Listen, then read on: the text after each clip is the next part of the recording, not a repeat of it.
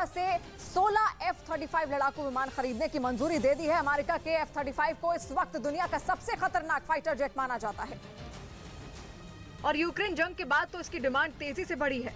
हालांकि अमेरिका ने अब तक इस घातक विमान को यूक्रेन नहीं भेजा है, लेकिन इसके बावजूद दुनिया के कई देश अपनी सैन्य ताकत बढ़ाने के लिए अमेरिका से सौदा करने में जुटे हैं। इसी कड़ी में कनाडा भी अमेरिका से 16 F-35 लड़ाकू विमान खरीदेगा, जो किसी भी मौसम में उड़ान भरने की काबिलियत रखता है और करीब 2000 किलोमीटर प्रति घंटे की रफ्तार इसे और खतरनाक बना देती है। इसी वजह से कनाडा इसके लिए $7 बिलियन यानी भारतीय रुपयों में करीब 58,000 करोड़ रुपए खर्च के लिए तैयार है, क्योंकि ये लड़ाकू विमान स्टेल्थ तकनीक से लैस है, यानी दुश्मन के रडार की पकड़ में नहीं आ सकता।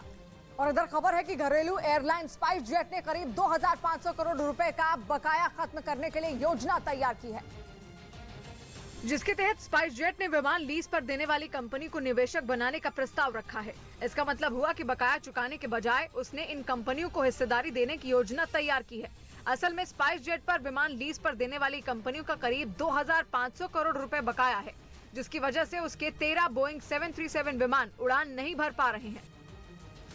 इधर उत्तर प्रदेश के कानपुर से दिल दहलाने वाला वीडियो सामने आया है, जहां अचानक खड़ी कार में आग लगने से हड़कंप मच गया और देखते ही देखते कार धू धू कर जलने लगी। कोई कुछ समझ पाता इससे पहले ही कार को आग ने अपनी चपेट में ले लिया और आग की ऊंची ऊंची लपटों में पलक झपकते ही कार जलकर राख हो गई।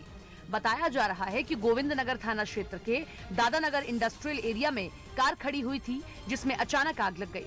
हालांकि आग किन कारणों से लगी ये पता नहीं चल पाया है। जिस वक्त कार में आग लगी उसमें कोई मौजूद नहीं था, वरना एक बड़ा हादसा हो सकता था। बिहार के मोतिहारी से चौंकाने वाला एक वीडियो सामने आया। वहां पर किसानों के बीच खाद के लिए मारपीट हो गई, जिससे वहां हंगामा मच गया। वहां मौजूद किसानों ने आरोप लगाया कि कुछ लोग तो खाद लेने के लिए रात भर कतार में लगे रहे, लेकिन गोदाम वालों ने खाद का काउंटर ही नहीं खोला। प्रशासन आ रहा है, न लोग खुल रहा है, यही समस्या है। और जैसे ही खाद बंटना शुरू हुई, उसे लेने के लिए दो किसान आपस में उलझ पड़े, जिन्हें वहां मौजूद पुलिस वालों ने बड़ी मुश्किल से शांत कराया। दिल्ली में यूपीएससी की सिविल सेवा परीक्षा की तैयारी करने वाले छात्र सरकार के खिलाफ प्रदर्शन पर उतर आए। उनकी मांग थी कि परीक्षा के लिए तय की गई आयु सीमा को 2 साल बढ़ा दिया जाए।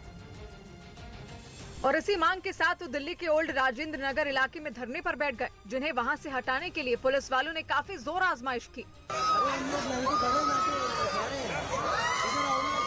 प्रदर्शन कर रहे छात्रों ने आरोप लगाया कि कोरोना की वजह से उनके पिछले 2 साल बेकार हो गए।